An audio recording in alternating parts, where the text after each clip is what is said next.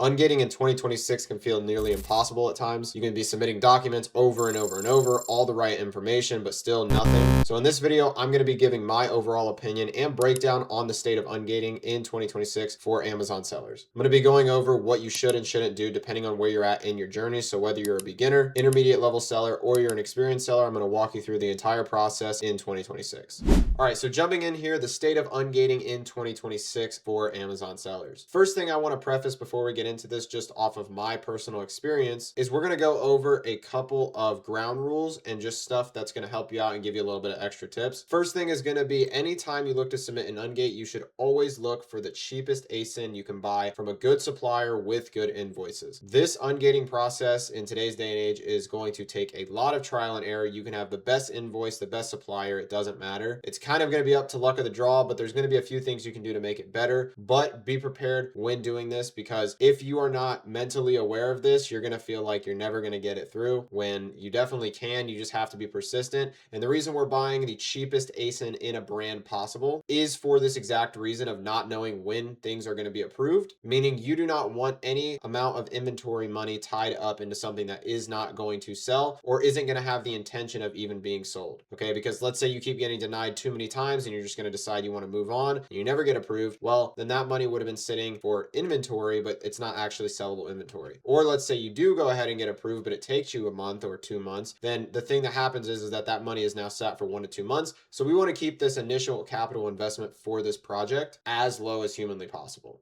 Okay, and the second thing we want to ensure is that even if you are break even or lose money on that ASIN, you always try and make sure your investment cost is low for an ungate. All right, so basically what I just said, but that's the whole point. Next, we're going to go ahead and get into the two type of ungates that you're going to most commonly see, really the only ones that actually exist. First one is going to be auto approvals. What is an auto approval? Well, it's going to be brands that you can sell immediately that will sometimes require you to click manual ungate and then be auto approved. So this is just in Seller Amp when you're in the side and then it says manual approve. Then you can go ahead and click that button on Seller Central. And then you can click that button on Amazon and they'll tell you, hey, you've been approved pretty much automatically. This has slowed down and stopped quite a lot since I started selling. So I really don't see this much anymore, but it is a thing and it does sometimes happen. And I would say auto approvals is just best for somebody who's starting out and really regardless of any situation. Auto approvals is what we want regardless of where we are, just because it's the easiest to get approved since you don't have to submit any documents and you don't have to play the back and forth game with Amazon. Okay, now the next type of ungate you're going to have to go through is possibly invoice submissions. Okay, so invoice submissions require you to submit documentation to have a chance of approval. These documents are going to have a required purchase minimum amount of either 10, 100, 300, sometimes even 400, so can really get egregious with the amount they want. Really, the goal here is to buy from reputable suppliers who provide invoices that line up with everything Amazon wants. So really think about it. If Amazon wants an invoice, you need to do everything in your power to find suppliers that will issue actual invoices and not just email confirmations on your Gmail account, because Amazon is very particular about what they want to see on a purchase documentation. Okay, now I'm not saying order confirmations won't work, but again, we want to give ourselves the best possible odds. I mean, they're going to look at literally every single minor detail down to the supplier address. So you really want to make sure that whatever you're submitting lines up as close as possible with the listing you're trying to sell on. So that's image, brand, title, and then everything from the supplier information to your information to payment method to the units that you bought, literally anything you can think of. Try and get the best document you can. It just boosts your odds, but it doesn't guarantee anything.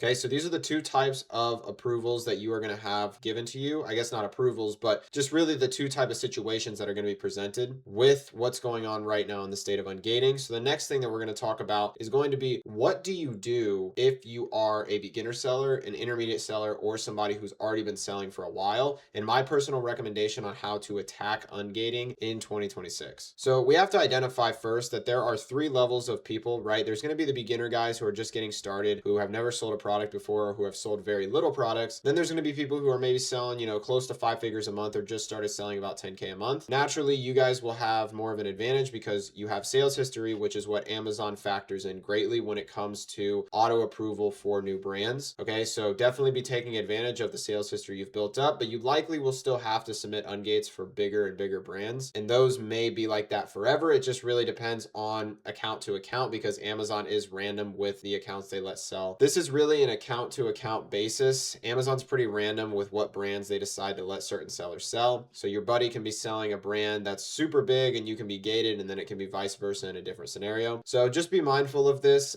Even if you're at an intermediate level seller, still part of the game, but you're definitely going to have a lot more brands open to you. And then if you're experienced, sort of like myself, to where you've been selling for a year or two now, you have over $500,000 in sales yearly, probably even less than that, probably just like 100K, you would be considered experienced enough to where Amazon's going to trust you to sell a lot of bigger name brands. Now, what I've noticed is that unless you've been selling brands for a while and have proven sales history, a lot of the bigger name brands are going to require pretty big ungates, such as 100 plus. So even if you're an experienced seller, a lot of the roads do unfortunately lead down to submitting documentation and having to play sort of the cat and mouse game with Amazon. But if you're a beginner, let's go ahead and get into what I recommend you should do. And that's going to first be sticking to auto-approved brands. Okay, as a beginner, there's a huge reason why you don't want to be submitting any sort of documentation if possible. And that's going to be because if you are starting out, your number one goal is proof of concept that Amazon FBA actually works. Especially since you don't have sales or very minimal amount of sales, you really shouldn't be spending more time focusing on stuff that you cannot sell. And I would even recommend, if you have to break even, your goal should be to get at least your first 100 to 200 sales, just so that more brands can auto approve you. Again, we really want to delay the process of having to submit documentation as long as possible if you are a new seller. So your goal in the beginning should be to document all these brands, compile them into a list, and then filter them by colors to see, hey, which one's a 10 unit ungate, which one's a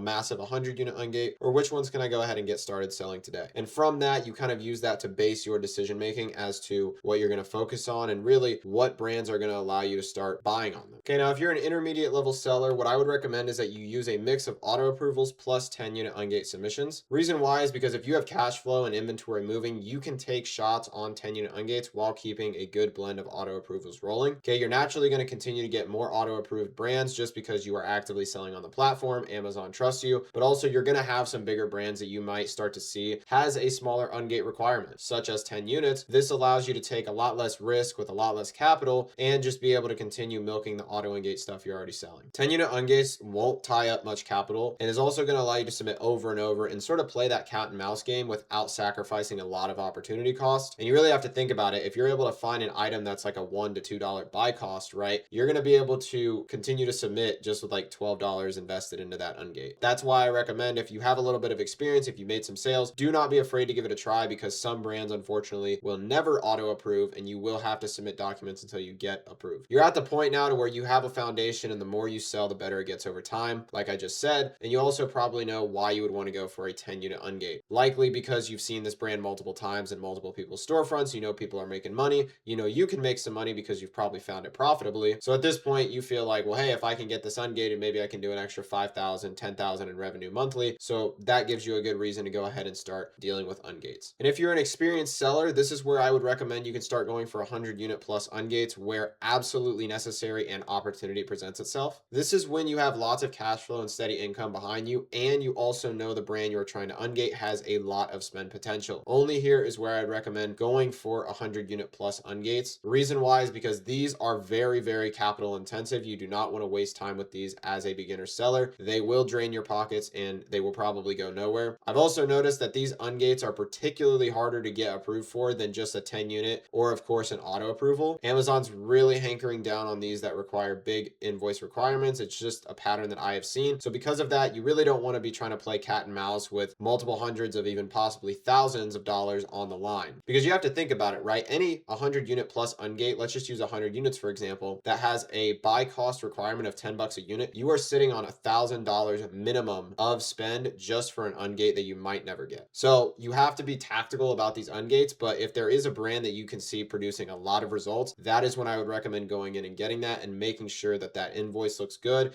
and everything around that is good. Okay, so now you kind of know which lane you fit into, just sort of based on where you're at in your journey and what you should probably do and probably not do based on where you're at. The last thing I want to leave you guys with in this video is going to be just additional tips and actionable tips as well that can help you start getting ungates approved if you are going to go the submission route. The first thing is going to be sort of not approval based, but if you notice smaller review counts on listing, then there's a good chance that getting ungated, whether it's automatically or not, is likely better. Okay, this is not a proven statistic, but it is a hypothesis that I have come to the conclusion to simply because it's basic knowledge, right? If other people people who are smaller sellers like yourself are getting approved, then why can't you? Okay, they are not any better than you. They probably started at the same time as you. You can actually go ahead and figure that stuff out in Keep a Product Finder if you copy and paste their seller ID. If you have a 10-unit Ungate in front of you, let's say, and the seller that you're looking at has maybe 4 reviews, that's a good indicator that, hey, it's a pretty easy brand to get approved for, so I can be able to submit documentation and hopefully not have to play cat and mouse too long. As opposed to if you're storefront stalking a bunch of sellers with 100+ reviews, the brands they have are likely going to be, 1, bigger requirements to Ungate, and 2, they're going to be probably harder because they're bigger brands and they've been around a lot longer. So that's definitely a big piece of advice. If you're a newer seller, start storefront stalking smaller sellers. Again, anything I would say under about 10 to 15. And if you are a new seller looking to find auto Ungate brands, that same logic sort of applies to where you're looking from 10 to 15 review counts on storefront stalking. And again, because most of the stuff they're selling is probably smaller and stuff that you can sell too, that's going to be a good chance to get either auto approvals or go for Ungates. Okay, and then when it comes to actually submitting documentation, I'm going to go over what Amazon is looking for. So you can boost your odds when submitting documents by highlighting in a bright color all of the information Amazon is looking for, and include pictures of you holding the product, all of the units they want for the Ungate, and also the shipping label on the box that your products come in to prove ownership. Okay, another thing you're going to want to do is put everything you have into one PDF. So if you have multiple, not confirmations, but if you have like an order confirmation and then you have a tracking number, particularly if your order is delivered, Amazon likes seeing that all of your products have been delivered, and then you can take a photo of you holding the product and then another photo of you basically showing like the UPC or something more specific about the product. What I used to like to do, even way back in the day when approvals were a lot more guaranteed, was I first like to buy the product from, again, a good supplier that is able to provide a legitimate invoice. Second thing I would do is I would go ahead and go to a website called PDF Filler, and I would compile all of my evidence into one document. From there, I would highlight all of the information such as order number, my information, the credit card I used, the supplier address and their information. I would highlight all of that in like yellow or orange. And then the next document that I would put is going to be the delivery confirmation. Next document after that is a photo of me holding the product in hand, and another photo of me with all of the amount of units they're looking for. So if it's 10 units, I would take a photo of 10 units in the box it came in. And then I would also show my shipping address on the actual shipping label of that box. And then past that, what I would also do is write what I like to call a cover letter. So basically a cover letter is just you writing out, this is my documentation, and then you're mapping out each part of the document. So you say image 1 shows me buying the product, and this is all of the on paper stuff you guys want to see. Image 2 is me holding it. Image 3 is the tracking, whatever, you get the point. And basically that seems to help odds because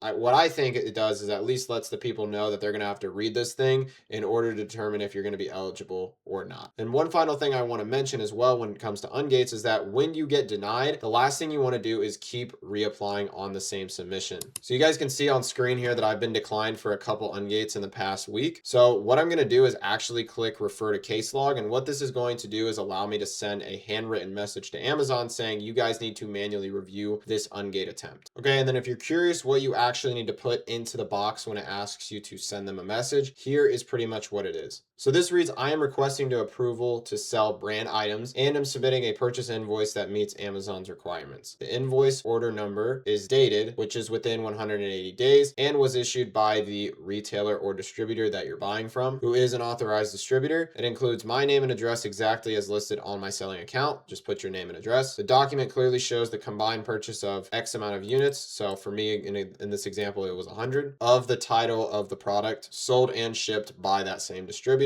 All required manufacturer distributor information is present on the invoice, again making sure that their name and address is listed. A copy of invoice is attached for verification. I have also highlighted all areas of importance in orange and yellow to make this document easy to verify and read. So obviously whatever color you use to highlight is what you'll put instead of orange and yellow, but you guys get the point. And then that way you're not going through the endless loop of submitting and nobody reviewing your case. And what's going to happen a few days later is somebody is going to reach out, maybe less than a few days though, because within 24 hours I was getting replies, and basically what the rep is going to tell you is what you are missing from your stuff that is not allowing it to be accepted. So in my example, the rep was telling me that my supplier's information such as address was not verified because it wasn't on the actual invoice. So what I did was I got 2 different invoices, put them together, and basically had them in one PDF. Now I didn't merge the invoices because I'm not trying to tamper with any evidence. All I did was get them both in the same document file, so the same PDF, one that states the address and then the rest that states all of the other order information, just so that that's included included, and that is there for what they're looking for. And sometimes they're going to give you a bunch of other runarounds like, oh, this isn't right, this isn't right, and you just have to basically fix it and get them as much information as they need. But if you listen to everything that I said in this video, then you should have hopefully no issues. Again, it is unfortunately a cat and mouse game where you just have to submit over and over and over in order to give yourself the best shot at doing this stuff. But that's pretty much the state of ungating in 2026. One thing before this video ends as well, if you have not subscribed to my newsletter yet, highly recommend you go ahead and do so. I share my knowledge of Amazon and everything that I've learned along the way every Wednesday, once a week. So you should definitely go ahead and subscribe if you're looking for additional information on how to get started or scaling your existing Amazon business. I talk more about advanced stuff in there, so definitely worth a read. But that's going to be all for today. I hope you guys enjoyed the video, and I'm going to catch you in the next one. Peace out.